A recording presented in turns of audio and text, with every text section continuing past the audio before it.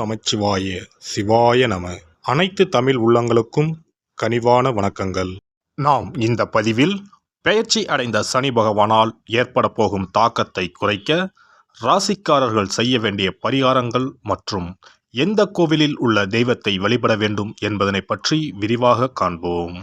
உங்கள் வாழ்வில் வளமும் நலமும் செல்வ செழிப்பும் பெற்று வாழ்வில் உயரிய நிலையை அடைய எல்லாம் வல்ல இறைவனை வேண்டி விரும்பி கேட்டுக்கொள்கிறேன்.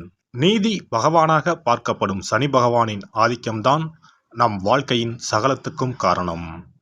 ஒருவர் தன் கடமை நேர்மையில் இருந்து தவறும்போது அதற்கான தண்டனையை சனி பகவான் கடுமையாக கொடுப்பார்.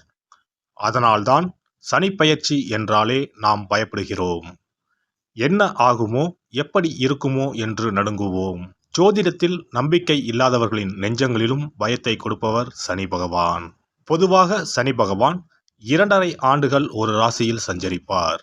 அந்த வகையில் 12 ராசிகளையும் கடப்பதற்காக 30 ஆண்டுகளை எடுத்துக்கொள்கிறார். இவ்வாறு ஒவ்வொரு முறையும் சனி பகவான் பெயர்ச்சி அடையும் போது அனைத்து ராசிகளிலும் ஆக்கப்பூர்வமாக இருப்பதில்லை.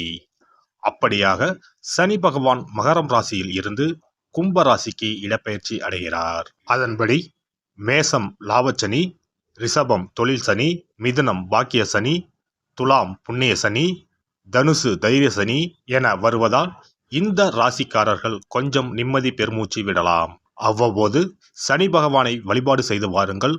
வாழ்க்கையில் நல்லது நடப்பதற்கும் நன்றியை சொல்லிவிட்டு வாருங்கள்.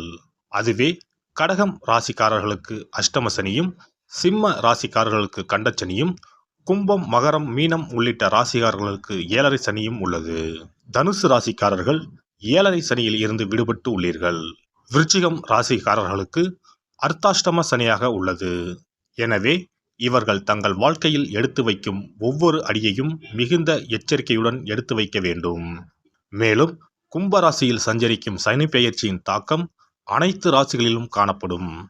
சனி பகவானின் தாக்கத்தில் இருந்து தப்பிக்க பரிகாரம் ஒன்றே வழி. அதன்படி சனி பெயர்ச்சியால் பாதிக்கப்படும் ராசிக்காரர்கள் செய்ய வேண்டிய பரிகாரங்கள் மற்றும் எந்த கோவிலில் உள்ள சனி பகவானை வணங்க வேண்டும் என்று பார்க்கலாம். உறுதியான மனமும் விடாமுயற்சியும் உடைய சிம்மராசி அன்பர்களே, தனக்கு வேண்டியதை நிச்சயம் பெறும் வலிமையும் திறமையும் உங்களிடம் உள்ளது. சனி பகவான் தற்போது 7ஆம் வீட்டில் அமர்ந்து கண்டச்சனியாக பயணம் செய்தாலும் ஆட்சி பெற்ற சனி சச மகா யோகத்தை தரப்போகிறார். அற்புதமான காலகட்டம் இது. வேலை தொழிலில் நல்ல லாபம் கிடைக்கும். சனி பகவானின் பார்வை உங்கள் ராசிக்கு கிடைப்பதால் உடல் ஆரோக்கியத்தில் மட்டும் கவனம் செலுத்துவது நல்லது. சிம்ம ராசிக்காரர்களே, கண்டச்சனி காலம் தொடங்குகிறதே என்ற கவலை வேண்டாம். தீராத நோய், கடன் மேல் கடன், என்னங்க இந்த மாதிரியான சிக்கலை தான் நீங்க சிக்கி தவிச்சுக்கிட்டு இருக்கீங்களா? ஒரு முறை இங்க போய் வழிபட்டு வாங்க. பிடிச்ச தோஷம் விலகி ஓடுறத ஒரு சில நாட்களிலே பார்ப்பீங்க. சனி பகவானின் திருவருளை பெற, வாழ்வில் மேன்மை பெற வாலாஜாபேட்டையில் அருள்பாலிக்கும் பாதாள சொர்ண சனீஸ்வர பகவான் கோவிலுக்கு ஒரு முறை சென்று வாருங்கள். பல மாற்றங்கள் உங்கள் வாழ்வில் உண்டாகும். சனி பகவான் பார்வையில் யாரும் தப்ப முடியாது. சனி பகவான் ஒவ்வொருவரின் ஜாதகத்தில் ஆயுள்காரனாக விளங்குவதால் உலகின் சக ஜீவராசிகளுக்கும் ஆயுளை தீர்மானிக்கும் ஆற்றல் பெற்றவர் இவரே. பல்வேறு சிறப்புகள் வாய்ந்த சனீஸ்வர பகவான் பொதுவாக கோவில்களில் நவ கிரகங்களுடன் சேர்ந்திருப்பார். ஒரு சில பரிகார கோயில்களில் மட்டும் தனி சன்னதிகளில் மூலமூர்த்தியாக காட்சி தருகிறார்.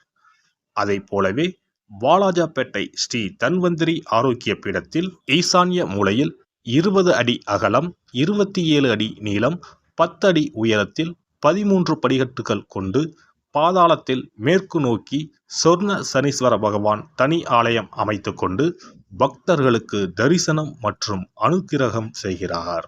இத்தலத்தில் நடைபெறும் ஹோமம் பூஜைகளில் அஷ்டம சனி, 7.5 சனி, அர்த்தாஷ்டம சனி, கண்டச்சனி போன்ற தோஷங்கள் விலகவும், பித்ரு சாபங்கள் நீங்கவும், விபத்து பாதிப்புகள் தடுக்கவும், பிரிந்த தம்பதிகள் ஒன்று சேரவும், தடைப்பட்ட சுப நிகழ்ச்சிகள் நடைபெறவும், தொழில் வியாபாரம் விவசாயத்தில் ஏற்படும் இன்னல்கள் நீங்கவும், சகல விதமான திருஷ்டிகள் அகலவும், சனி திசை சனி புக்தியினால் ஏற்படும் பாதிப்புகள் குறையவும் பிரார்த்தனைகள் நடைபெறுகிறது. பாதாள சொர்ண சனீஸ்வரர் இங்கு பல்வேறு நன்மைகளை அளித்து வருகிறார். இவருக்கு பிரதி சனிக்கிழமைகளில் வரும் சனி ஹோரையில் சனி சாந்தி ஹோமமும் சங்காபிஷேகமும் வன்னி இலை அர்ச்சனையும் சொர்ண சனீஸ்வரருக்கும் தைலாபிஷேக ஜெயமங்கல சனீஸ்வரருக்கும் நடைபெறும். இந்த பூஜையில் பங்கேற்பவர்களுக்கு சனித்தோஷங்கள் குறைந்து நன்மைகள் கிடைப்பது உறுதி. சம்பாதிக்கிற காசு எங்க போகுதுன்னே தெரியாது. தீராத நோய், கடன் மேலே கடன், இது போன்ற ஏதேனும் அறிகுறிகளுடன் என்ன செய்வதென்றே தெரியாமல் உள்ளீர்களா?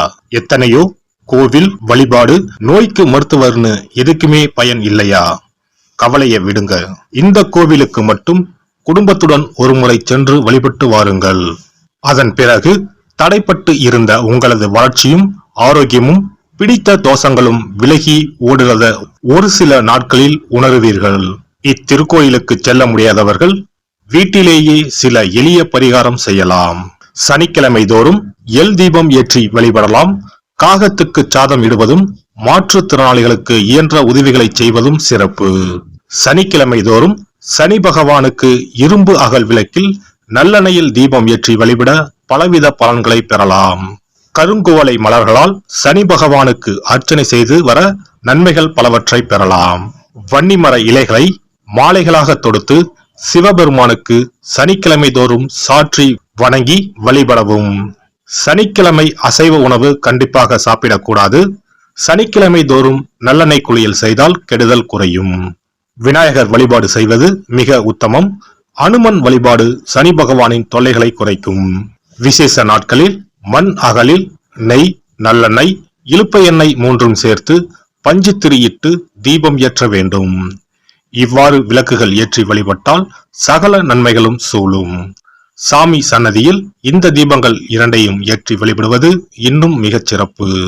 எல்லாம் வல்ல இறையருளால் நீங்களும் உங்கள் அன்பு குடும்பமும் உடல் நலம், நீலாயுள், நிறை செல்வம், உயர் புகழ், மெய்ஞானம் ஓங்கி வாழ்க வளமுடன். இந்த வீடியோ உங்களுக்கு பிடிச்சிருந்தா லைக் பண்ணுங்க, ஷேர் பண்ணுங்க அண்ட் சப்ஸ்கிரைப் பண்ணுங்க. பக்கத்துல இருக்க பெல் ஐகானை கிளிக் பண்ணுங்க. நன்றி, வணக்கம், வாழ்க வளமுடன்.